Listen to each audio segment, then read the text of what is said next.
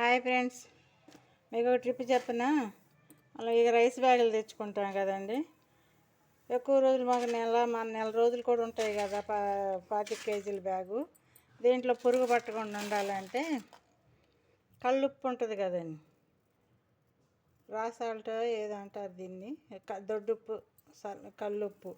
ఇది ఈ విధంగా మనము బియ్యంలో కలుపుకున్నామనుకో పురుగు రాదండి.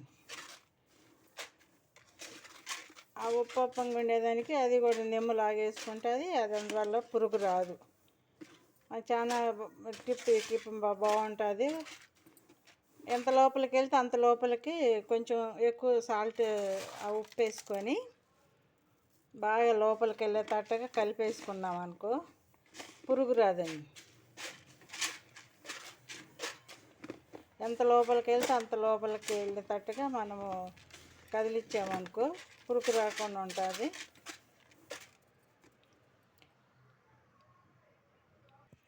అలాగే బాస్మతి రైస్ ఉంది కదండి. బాస్మతి రైస్ మనం ఎప్పుడన్నా సండేలు ఎవరన్నా వచ్చినప్పుడు ఎట్లాగా బిర్యానీ చేసుకోవటానికి తెచ్చుకుంటాం కదా. 5 కేజీల బ్యాగు అవి.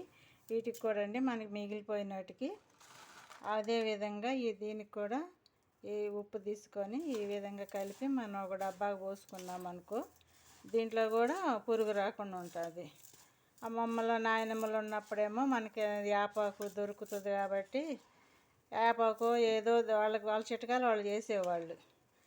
ఇప్పుడు మనకి సిటీలో ఉంటున్నాం కాబట్టి మనకి వేపాకు ఏడ దొరుకుతుందండి. ఈ విధంగా చేసి చూడండి ఒకసారి.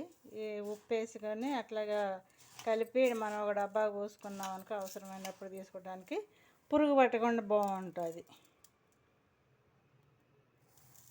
రైస్ సంబంధించి పప్పులకి కూడా అట్లాగే చేసుకున్నా బాగుంటుంది. ఇది మనం తినే రైస్ కాబట్టి వీటికి కొంచెం ఎక్కువ కలుపుకున్నాము. ఆ రైస్కి కూడా కలిపేసాను. చూడండి ఒకసారి ట్రై చేసి చూడండి.